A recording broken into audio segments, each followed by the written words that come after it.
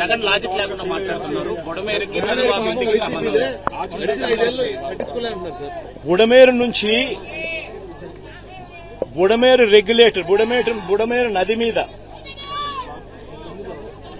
ఆ రెగ్యులేటర్ పేరు వెలగలేరు రెగ్యులేటర్ ఉంది. బుడమేరు మీద వెలగలేరు రెగ్యులేటర్ ఉంది. వెలగలేరు రెగ్యులేటర్ మీద ఉన్న లాక్స్ అంటే గేట్లు ఎవడెత్తాడు? శనివారం అర్ధరాత్రి తర్వాత ఎవడెత్తాడు? ఎందుకు ఎత్తాడు? చంద్రబాబు నాయుడు గారి అది ఎత్తకపోయిందంటే చంద్రబాబు నాయుడు గారి ఇల్లు మునిగేది. ఎందుకనంటే ఆ నీళ్లు ఇలా తిరుక్కుంటూ వెళ్లి చంద్రబాబు నాయుడు గారి ఇంటి దగ్గరికి వెళ్లేటివి, ఇల్లు చంద్రబాబు నాయుడు గారు మునిగేది.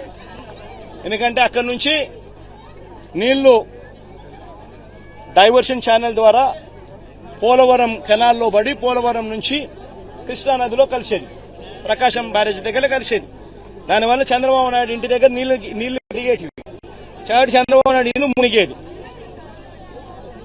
ఆ రెగ్యులేటర్ గేట్లను, బుడమేరు మీద ఉన్న ఈ రెగ్యులేటర్ గేట్లను ఎత్తింది ఎవడు? ఎందుకు ఎత్తినాడు? అర్ధరాత్రి పూట హడావిడిగా ఎక్కడ చంద్రబాబు నాయుడు ఇల్లు ఇంకా మునిగిపోతుందేమని. అది ఎత్తడం వల్ల నీళ్లు ఏం జరిగింది? ఆ గేట్ల నుంచి వచ్చే నీళ్లు నేరుగా ఎక్కడికి వెళ్తాయి? విజయవాడకే వస్తాయి. ఇది రూట్ సార్.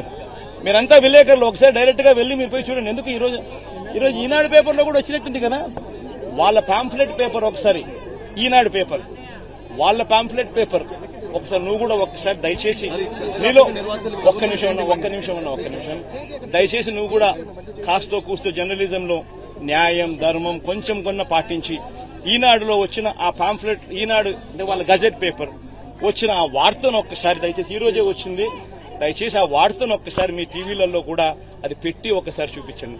వాళ్ళంతటా వాళ్ళే చెప్పారు గేట్లు పైకి ఎత్తడం జరిగింది. గేట్లు పైకి ఎత్తితే అనివార్య పరిస్థితుల వల్ల గేట్లు పైకి ఎత్తారట. అనివార్య కారణాల వల్ల నీళ్లు విజయవాడకు వచ్చినాయంట. వాళ్ళు రాసిన మాటలే.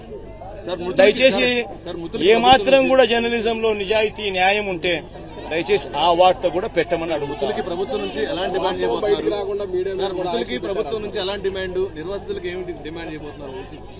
నిర్వాసితులు దాదాపుగా 32 మంది ఇప్పటికే చనిపోవడం జరిగింది. ఇంకా ఎక్కువ మంది చనిపోయిన పరిస్థితులు కూడా కనిపిస్తా ఉన్నాయి. మృతుల కుటుంబాలకు ప్రభుత్వం తప్పిదం వల్ల మరీ ముఖ్యంగా జరిగిన ఘటన ఇది. ప్రభుత్వం తప్పిదం, మ్యాన్ మేడ్ ఫ్లడ్ వల్ల జరిగిన ఘటన ఇది.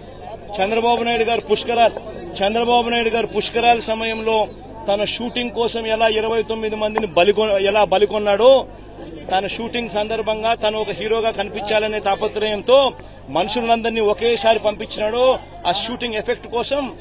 దానివల్ల తొక్కిసలాట 29 మంది ఆ రోజు ఎలా గోదావరి పుష్కరాల్లో చనిపోయినారు.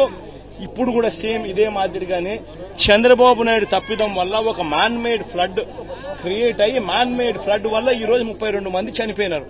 మరి చనిపోయిన ఈ 32 మందికి తన తప్పిదం వల్ల జరిగిన ఈ తప్పుకి తాను గవర్నమెంట్ లో ఉంటూ క్షమాపణ చెబుతూ, గవర్నమెంట్ చేసిన తప్పిదం వల్లనే ఇది న్యాచురల్ కెలామిటీ, న్యాచురల్ గా జరిగిన డెత్స్ కాదు ఇది. ఒక ప్రభుత్వం దగ్గర ఉండి స్పందించాల్సిన రీతిలో స్పందించకపోవడం వల్ల జరిగిన తప్పులు. ప్రతి కుటుంబానికి నైతిక బాధ్యత వహిస్తూ ప్రభుత్వం చేసిన తప్పిదం వల్ల చనిపోయిన పరిస్థితులు కాబట్టి ప్రతి కుటుంబానికి కనీసం అంటే 25 లక్షల రూపాయలు ఎక్స్గ్రేషియా ఖచ్చితంగా ఇచ్చి క్షమాపణ చెబుతూ కూడా వాళ్ళందరికీ కూడా లెటర్ రాయాల్సిన అవసరం కూడా ఎంతైనా ఉంది. అదొక్కటే కాకుండా నిజంగా ఎంత దారుణంగా పరిస్థితులు ఉన్నాయనంటే ఈ ఇళ్లలో పెట్టుకున్న గ్రౌండ్ ఫ్లోర్ లో ఉన్న సామాన్లన్నీ దాదాపుగా మొత్తం అన్ని క్లీన్ అయిపోయినాయి. అసలు గ్రౌండ్ ఫ్లోర్ లో ఉన్న టీవీలు కానీ, గ్రౌండ్ ఫ్లోర్ లో ఉన్న ఫ్రిడ్జ్లు కానీ, గ్రౌండ్ ఫ్లోర్ లో ఉన్న ప్రతి ఇంట్లో కూడా గ్రౌండ్ ఫ్లోర్ లోనే దాదాపుగా 3 లక్షల, ఈరోజు వాళ్ళు ఇచ్చిన రిపోర్ట్ లోనే 6 లక్షల మంది ఎఫెక్టెడ్ ఫ్యామిలీస్ అని చెప్పి రాసినారు. 6 లక్షల మంది ఎఫెక్టివ్ పీపుల్ అని చెప్పి 6 లక్షల మంది ఎఫెక్టెడ్ పీపుల్ అని చెప్పి వాళ్ళంతకు వాళ్ళే రిపోర్ట్లో రాశారు.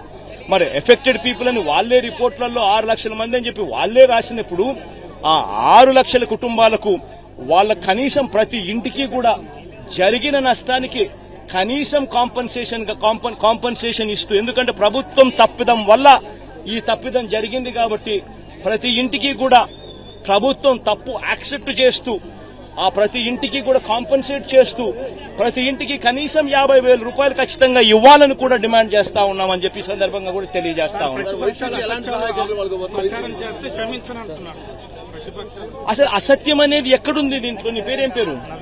నవీన్, నువ్వే చెప్పు. నవీన్, అసత్యం అనేది ఎక్కడుంది చెప్పు. నేను చెప్పిన ప్రతి మాట కూడా ఎక్కడ అసత్యం కనిపిస్తా ఉందో మీరే దయచేసి చెప్పమని అడుగుతా ఉన్నా. మీకు తుఫాన్ 28వ తారీఖున తుఫాన్ రాబోతా ఉంది, బుధవారమే తుఫాన్ రాబోతా ఉందనే సంగతి మీకు తెలీదా? చంద్రబాబు నాయుడుకి తెలీదా? మనకే తెలిసినప్పుడు అది గజెట్లోనే ఐఎండీ వాళ్ళు ఇచ్చిన రిపోర్టే కదా బుధవారమే అని చెప్పి. మరి బుధవారం ఆ ఇన్ఫర్మేషన్ నీకు వచ్చినప్పుడు డ్యాములు ఎంత ఉన్నాయో చూసుకోవాల్సిన బాధ్యత నీదే కదా. పైనుంచి కూడా ఇతర రాష్ట్రాల నుంచి నీళ్లు వస్తున్నాయన్న సంగతి నీకు తెలిసిందే కదా. అన్ని డ్యాములు నిండున్నాయన్న సంగతి నీకు తెలిసిందే కదా. ఫ్లడ్ కుషన్ ఏర్పాటు చేసుకోవాలన్న సంగతి నీకు తెలిసిందే కదా. ప్లస్ పైగా దానికి తోడు కృష్ణా నది నుంచి వచ్చే నదికి నీళ్లకు తోడు ఇక్కడ తుఫాన్ రాబోతా ఉందన్న ఇన్ఫర్మేషన్ కూడా నీకు తెలుసు కదా. సో దానివల్ల కూడా అడిషనల్ గా నీళ్లు వస్తాయన్న సంగతి కూడా నీకు తెలుసు కదా. మరి ఇంత అబద్ధం ఎక్కడుంది? లాజిక్ ఎక్కడ? ఇల్లాజికల్ గా ఎక్కడుంది దీంట్లో? అన్ని కూడా వాస్తవాలే కదా. మరి 28వ తారీఖునే నీకు అలర్ట్ వచ్చిన మాట వాస్తవం నీకే కాదు ప్రజలందరికీ తెలిసినప్పుడు మరి నువ్వు స్పందించకపోవడం వల్ల శుక్రవారం రాత్రి నుంచి శుక్రవారం సాయంత్రం నుంచి బీభత్సంగా వర్షం పడుతూ శనివారం కల్లా పూర్తిగా అతలాకుతలమైన పరిస్థితులు క్రియేట్ అవుతా ఉన్నాయనంటే బుధవారం నీకు టైం ఉన్నది, గురువారం నీకు టైం ఉన్నది, శుక్రవారం మధ్యాహ్నం దాకా కూడా నీకు టైం ఉన్నది. బుడమేరు నుంచి ఇంత తీవ్రమైన వరద అడిషనల్ గా ఈ నీళ్లకు యాడ్ అయ్యి ఈ పరిస్థితి ఇంత దారుణంగా తయారైంది. పోనీ ఇంత దారుణంగా తయారైన పరిస్థితుల్లో ఈ పెద్ద మనిషి చంద్రబాబు నాయుడు గారు ఏమైనా కాస్తో కూస్తో కనికరం చూపించాడా ప్రజల మీద? కాస్తో కూస్తో ఎంపతి చూపించాడా ప్రజల మీద? కాస్తో కూస్తో వీళ్ళని ఆదుకునే దానికోసం ఏదైనా అడుగులు వేశాడా, చర్యలు చేశాడా అనంటే ఎక్కడా లేదు. తాను ఇంట్లో ఎందుకు ఉండడం లేదు అనంటే తాను ఇంట్లో ఉండే పరిస్థితి లేదు కాబట్టి తాను ఇంట్లో ఉండడం లేదు. తాను ఇల్లు మునిగిపోయింది కాబట్టి తాను ఇంట్లో ఉండే పరిస్థితి లేదు కాబట్టి తాను ఇంట్లో ఉండడం లేదు. ఆ ఇంట్లో తాను ఉండకపోవడం కూడా ఏదో పెద్ద ఘనకార్యం అన్నట్టుగా ఇంట్లో నీళ్లున్నాయి కాబట్టి ఉండలేకుండా ఉండే పరిస్థితి ఉంది కదా అని చెప్పుకోలేక అది చెబితే తనకు పబ్లిసిటీ రాదనే ఉద్దేశంతో కలెక్టర్ కార్యాలయం అంటాడు, కలెక్టర్ కార్యాలయంలో నేను ఉంటున్నానంటాడు, ప్రజల కోసమే తానేదో ఉంటున్నట్టుగా బిల్డప్ ఇవ్వడం నిజంగా ఎంత దుర్మార్గమేనంటే. పోనీ ఆ బిల్డప్ ఇచ్చే కార్యక్రమంలో అన్నా కానీ సిన్సియారిటీ అన్నా ఉందా అని అంటే అది సిన్సియారిటీ లేదు. మీరే చూస్తా ఉన్నారు, ఈ కాలనీ ఈరోజు చూశారు, సింగ్నగర్ చూస్తా ఉన్నారు, ఎక్కడికన్నా పోండి విజయవాడలో ఏ కాలనీ అన్నా తీసుకోండి ఇదే పరిస్థితి కనిపిస్తా ఉంది. ఈ పరిస్థితి చూస్తే ఏమొస్తుంది? ఎక్కడ రిలీఫ్ క్యాంపులు లేవు. బుధవారం నాడే ఇరిగేషన్ సెక్రటరీ డ్యాముల్లో ఉన్న ఫ్లడ్ కుషన్ ఏర్పాటు చేస్తూ కాస్తో కూస్తో ప్రతి డ్యాంలోనూ కొన్ని నీళ్లను కిందికి వదిలేసి ఫ్లడ్ కుషన్ ఇరిగేషన్ సెక్రటరీ ఏర్పరిచిందంటే బుధవారం రోజు రెవెన్యూ సెక్రటరీ పరిస్థితిని గమనించి ఎక్స్ట్రీమ్ రెయిన్ఫాల్ రాబోతోందనే పరిస్థితిని గమనించి రెవెన్యూ సెక్రటరీ రిలీఫ్ క్యాంపులన్నీ కూడా ప్రణాళికాబద్దంగా ఏర్పాటు చేసి ఉండింటే ఆ రిలీఫ్ క్యాంపులలో వసతులన్నీ కూడా ఈ జనాభాకు తగ్గట్టుగా రిలీఫ్ క్యాంపులు ఏర్పాటు చేయడం, జనాభాకు తగ్గట్టుగా ఆ రిలీఫ్ క్యాంపులలో వసతులు ఏర్పాటు చేయడం రెవెన్యూ సెక్రటరీ గాని చేసి ఉండింటే హోమ్ సెక్రటరీ వెంటనే తాను కూడా లోతట్టు ప్రాంతాల్లో ఉన్న ఈ ప్రజలందరినీ కూడా రిలీఫ్ క్యాంపులకు షిఫ్ట్ చేసే కార్యక్రమం హోమ్ సెక్రటరీ కూడా చేసి ఉండింటే 3 డిపార్ట్మెంట్లు అనుసంధానంగా పనిచేసి ఉండింటే ఈ విపత్తు ఉండేది కాదు.